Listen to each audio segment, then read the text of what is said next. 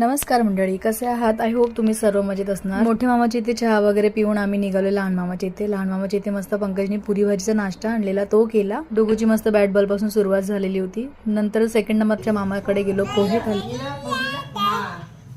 तर आता तुम्ही डुगूचं गाणं ऐकलं, आता डुगूची सॉरी बोलण्याची स्टाईल बघा।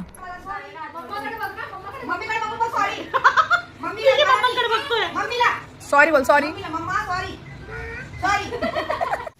हो दादा, बरंच आहे ना।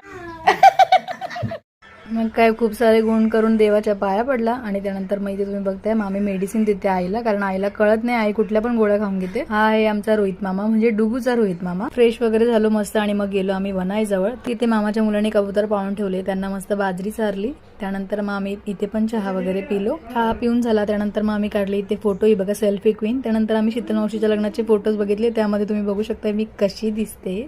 मला कमेंट करून सांगा मी कशी दिसते। त्यानंतर आम्ही मामाकडे आलो, मामीला थोडी हेल्प केली मसाला वगैरे कापण्यासाठी। आम्ही बिर्याणी बनवत होते, मस्त मामीशी गप्पा केल्या, कारण मामी आमच्या सगळ्या भाच्यांची बेस्ट फ्रेंड आहे। त्यानंतर तेजूनी बनवलं आमच्यासाठी सरबत, त्याला दाखवत होती, तो पळाला। त्यानंतर इथे बिर्याणी बनवून झाली होती, मस्त व्हेज बिर्याणी आणि नॉनव्हेज पण, चिकन बिर्याणी। मग मी पनीर बिर्याणी खाऊन घेतली, अप्रतिम झाली होती। इथे झालेली आमच्या जाण्याची वेळ। डुगूला झोपीतून उठवलं, चहा वगैरे पिलो, आईला भेटलो।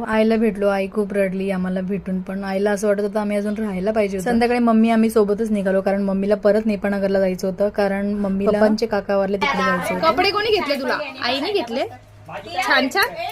तर मावशीने डुगूला कपडे घेतले होते, ते दाखवते। ते मामीनी सगळ्यांचा आशीर्वाद घेतला मस्त। मामी आमच्या पण पाया पडते, आम्ही नाही म्हणतो तरी। मम्मी पण आईला भेटली आणि मग आम्ही इथून निघालो। मग काय मी पण आईला भेटले, आई इमोशनल झाली खूप। आईची तब्येत स्वतःची खराब होती आणि मला सांगते तब्येतीची काळजी घेत जा, असं तसं, मला भेटायला ये परत। मी म्हटलं हो आई। नंतर आम्ही बाहेर निघालो आणि इथल्या लोकांना इतकी आपुलकी आहे ना, मम्मीला जाता जाता पण ताई चहा पिऊन जा, ताई चहा पिऊन जा, खूप म्हणजे इकडचे लोक खूप छान आहे, खूप छान। नंतर नेहाला पण आम्ही सोबत घेतलं, नेहा पण माहित नाही का पण रडती का बरं तू?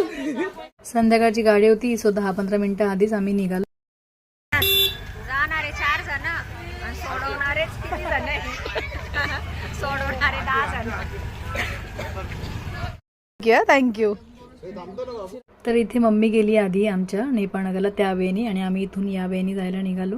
सगळ्यांना मस्त बाय बाय केलं। आमची आई बघा तब्येत बरी नसताना सुद्धा आम्हाला स्टेशनला सोडायला आली आणि शेवटपर्यंत गाडी जाऊपर्यंत आम्हाला बाय बायच करत होती। हे असताना आजीचं प्रेम। लास्ट टाइम मी इथून जाताना रडत होती, यावेळेस माझी बहीण रडत होती, तर तुम्ही बघू शकता किती इमोशनल झाली। मग काय देवळाली गेलं आणि इगतपुरी आलं, तर मग इगतपुरीचे फेमस मेंदवडे खाल्ले आम्ही जाताना पण आणि येताना पण। त्यानंतर मग आम्ही खाल्लं चना चटपटी। इथे आम्ही आता घरी यायला निघालोय, सगळे आम्ही 4 बहिणीच होतो। त्यानंतर घरी आल्यानंतर हे बघा भेळ मामाने दिलेली, लोणचं बनायनी। व्हिडिओ आवडल्यास लाईक करा, बाय बाय।